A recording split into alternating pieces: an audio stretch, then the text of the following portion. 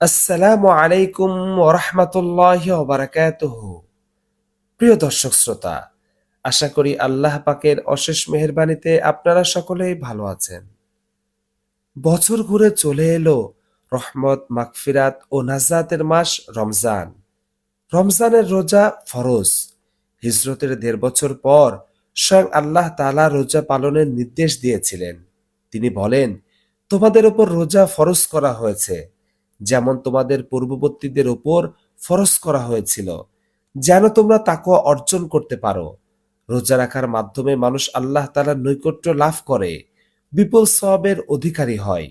রাসূলুল্লাহ সাল্লাল্লাহু আলাইহি সাল্লাম বলেন, যে ব্যক্তি ঈমানের সঙ্গে সওয়াবের আশায় রমজানের রোজা রাখবে, আল্লাহ তাআলা তার আগের সব গুনাহ ক্ষমা করে দিবেন।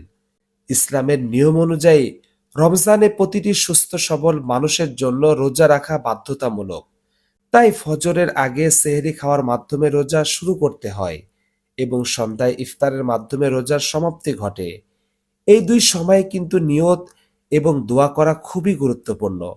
অর্থাৎ সেহরি খাওয়ার পর রোজা রাখার নিয়ত করতে হয়, আবার ইফতারের আগে দোয়া করে ইফতার শুরু করতে হয়। সেহরি খাওয়ার পর রোজা রাখার আরবি নিয়ত হলো নাওয়াইতু আসুমা গদান মিন শাহরি রমাদান আল মুবারকা ফরদান লাকা ইয়া আল্লাহ ফাতাকাব্বাল মিন্নি ইন্নাকা আনতাস সামিউল আলিম। হে আল্লাহ, আগামীকাল পবিত্র রমজান মাসে তোমার পক্ষ থেকে ফরজ রোজা রাখার নিয়ত করলাম, অতএব তুমি আমার পক্ষ থেকে কবুল করো। নিশ্চয় তুমি সর্বশ্রোতা ও সর্বজ্ঞানী। আর ইফতারের সময় এই দোয়াটি পড়ে ইফতার করা। দোয়াটি হলো, বিসমিল্লাহি আল্লাহুম্মা লাকা সুমতু ওয়া আলা রিজকিকা আফতারতু। আল্লাহর নামে শুরু করছি। হে আল্লাহ, আমি তোমারই সন্তুষ্টর জন্য রোজা রেখেছি এবং তোমারই দেয়া রিজিকের মাধ্যমে ইফতার করছি। তারপর বিসমিল্লাহি ওয়া আলা বারাকাতিল্লাহ বলে ইফতার করা।